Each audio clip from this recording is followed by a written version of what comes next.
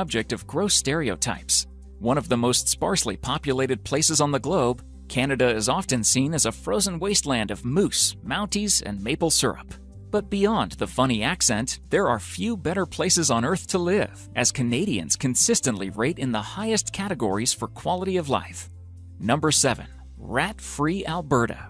Rats are a dreaded vermin the world over, spoiling billions of dollars worth of food supplies, spreading a laundry list of diseases, and even causing house fires from chewed wires. These creatures have infested the globe and dwell over nearly every inch of North America, except the Canadian province of Alberta. When rats threatened the eastern border of the province, shared with infested Saskatchewan, a perimeter was set up and staunchly defended. Alberta has even dedicated border guards who are responsible for protecting the border, carefully distributing poison, destroying derelict properties, and sometimes even digging rat burrows out with backhoes. Those rats which might be lucky enough to make it past this boundary are forced to contend with a rugged, often bitterly cold backcountry and sparse population density. Without warm human dwellings in which to take refuge, the rats freeze to death or succumb to predators. Thus far, Alberta remains free of rats. Even the white laboratory variety typically found in pet stores can only be kept by zoos. Number 6. The polar bear capital of the world. Churchill, Manitoba is a tiny village of less than 1,000 people on the shores of the Hudson Bay. Its bitter cold affords it a curious and sometimes dangerous resident: the polar bear. The bears gather near the town in autumn, waiting for the bay to freeze over. In the winter, they head out onto the ice, where they hunt their favorite prey, the ringed seal.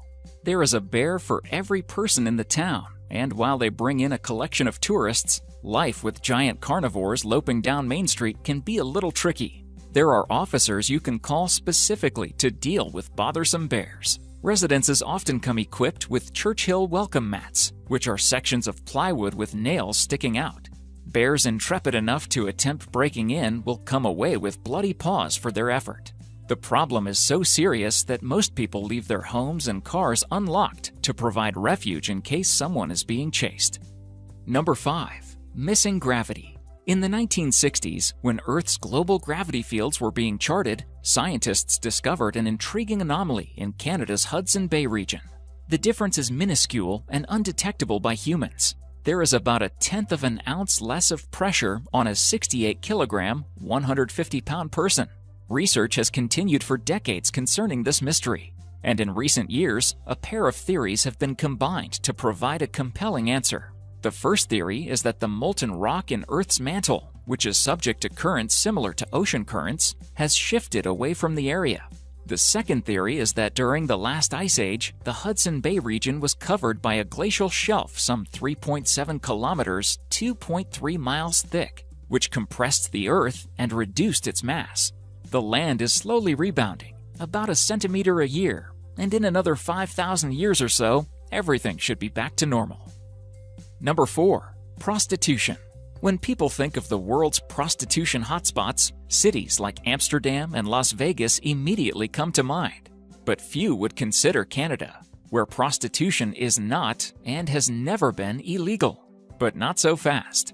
While the transfer of money for sexual services is legal, many of the trappings of the profession are not. For instance, it is a crime to maintain, be employed by, or even enter a brothel. It is a crime to be a pimp. Perhaps most incomprehensible of all, it is a crime to communicate publicly regarding prostitution. Rules can differ wildly between provinces, and bills are constantly being brought before the nation's courts, with vocal supporters and detractors on either side. Number 3. Oil. Canada boasts vast natural resources. Above all, they are the United States' single largest supplier of oil, contributing more than all the nations of the Persian Gulf put together. Nearly 1 million barrels a day are exported south into the U.S. Much of the supply comes from the oil sands of central Alberta, a huge repository which may contain the equivalent of 2 trillion barrels. Separating the crude oil from the sand is an extremely labor-intensive process, requiring huge amounts of natural gas. The destruction of wide swaths of forest is an inevitable consequence of the mining, and large-scale deaths of birds and fish result from poisoned water. Number 2. McLobster. Easily the most infamous sandwich in the McDonald's repertoire is the McRib, a molded hunk of pork byproduct and a lot of bizarre preservatives. But along the eastern coast of Canada, and in a few select New England locations, an even more exotic sandwich makes the seasonal rounds: the McLobster. Available only in the summer when lobster is plentiful, the McLobster actually sounds quite appealing. Served on a soft roll, it is made with lobster, diced celery, and a light salad dressing. Probably due to the prohibitive costs, there are no imminent plans to expand the sandwich's territory. Number 1. Quebec independence. Today, the idea of Quebec seceding from Canada is seen by many as a pipe dream, along the lines of Puerto Rico becoming the 51st U.S. state. But in 1995, a referendum posed to Quebecois voters on whether they wanted to separate from Canada was defeated by just 1%, with 50.58% voting no and 49.42% voting yes. The result was met with a great deal of controversy, especially regarding the wording of the question, found by many to be unnecessarily complicated. Translated to English, the ballot asked, "Do you agree that Quebec should become sovereign after having made a formal offer to Canada for a new economic and political partnership within the scope of the bill respecting the future of Quebec and the agreement signed on June 12, 1995?